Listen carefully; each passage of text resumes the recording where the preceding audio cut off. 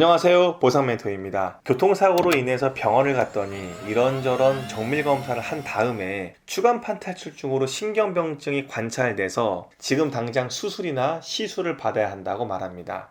또는 사고 당시에 어깨 부분에 정말 심하게 충격을 받았는데 정밀검사를 통해 확인해 보니까 어깨 회전근개 파열이 돼서 수술을 주치의가 지금 당장 해야 한다고 말합니다. 여러분 입장에서는 그 정도로 이번 교통사고가 정말 심하게 발생했구나 라는 생각이 들죠. 그리고 주치의가 그렇다고 하니까 별 반감 없이 수긍을 하고 수술이나 시술을 받을 준비를 합니다. 그런데 갑자기 의료기관이나 주치의가 교통사고로 인한 이번 수술비는 환자인 당신 본인 부담금으로 발생할 수 있다면서 그 비용을 납부해야 한다라고 말하면 뭔가 좀 이상한 거 아닌가라는 생각이 드는데요. 왜 교통사고로 인해 발생한 상해인데 자동차 보험 적용이 안 되고 건강보험으로 수술이나 시술을 주치의가 권유하게 되는 걸까요? 사고 난 것도 억울하고 입원해서 정말 수입은 뚝 떨어졌는데 당장 몇백만 원이나 되는 수술비를 내가 부담해야 한다는데 선뜻 이해가 안 가죠. 사실 이런 분쟁이 상당히 많이 발생하기 때문에 이런 경우에는 국토교통부가 고시한 지침을 활용할 수 있습니다. 거기에 보면 환자가 교통사고일지라도 직접 진료비를 부담해야 되는 두 가지 사유가 나와 있는데요. 먼저 첫 번째 사유는 명백히 이번 자동차 사고와 인과관계가 없는 상병에 대한 진료비입니다.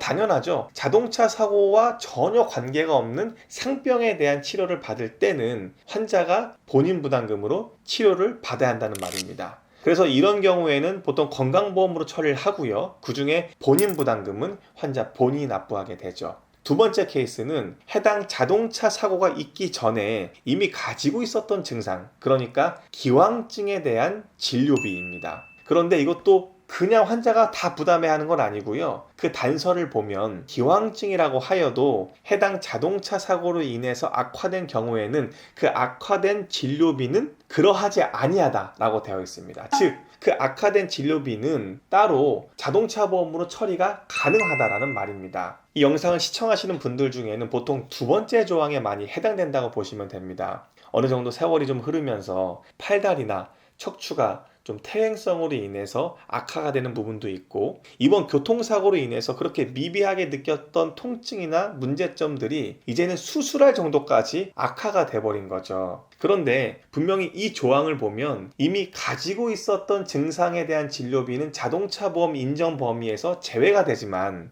해당 자동차 사고로 인해서 악화된 경우에는 그 악화로 인한 진료비는 얼마든지 자동차 보험으로 지급 보증할 수 있다는 말이거든요. 그럼에도 불구하고 일부 의료기관의 주치의들이 이런 내용을 사전에 알려주지 않고 곧바로 그냥 건강보험으로 접수해서 수술이나 시술을 하게 되고 환자에게 건강보험으로 본인 부담금 청구를 하게 되죠. 근데 왜 그렇게 하냐면 이게 자동차 보험과 건강보험으로 진료비를 구분해야 하는데 현실적으로 상당히 어렵거든요. 이게 수술이나 시술 같은 것들은요 딱 쪼개가지고요 여기서부터 여기까지는 이전에 있었던 증상이고 여기서부터 이 다음까지는 이번 자동차 사고로 인한 증상이다. 이렇게 딱 이분화시키기가 상당히 어려운 영역입니다.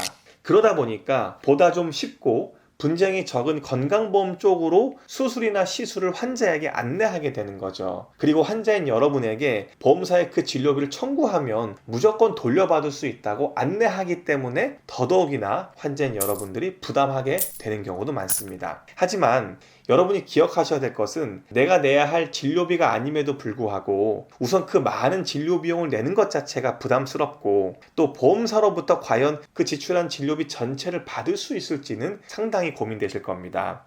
보험사로부터 그 진료 비용을 전부 받을 가능성이 사실 높지 않거든요. 그래서 이 영상의 내용을 주치의와 수술 면담을 하실 때 적극적으로 활용을 하시고 자동차 사고로 인해서 분명히 악화된 경우에 대해서는 건강보험이 아닌 자동차 보험으로 진료비를 처리하는 것이 맞습니다. 그리고 환자에게 진료비를 부담시키는 것이 맞지 않다고 주치의에게 오히려 반문하셔야 합니다. 왜냐하면 여러분은 사고 전에 수술이나 시술을 할 정도의 그런 상황이 아니었죠. 평소처럼 일상생활을 하셨을 거고요. 약간의 불편함 정도가 있지만 병원이나 또는 의사로부터 수술이나 시술을 해야 합니다라는 말을 들어본 적도 없었을 것입니다. 그런데 이번 자동차 사고로 인해서 그 증상이 악화됐고 심해졌기 때문에 수술을 권유받을 정도로 문제가 된 것이죠. 그렇다면 이번에 여러분이 받아야 할 수술이나 시술은 충분히 자동차 사고로 인해서 악화된 것이기 때문에 자동차 보험 지급 보증으로 진료비를 처리하는 것이 맞는 거고요. 여러분이 부담하는 것이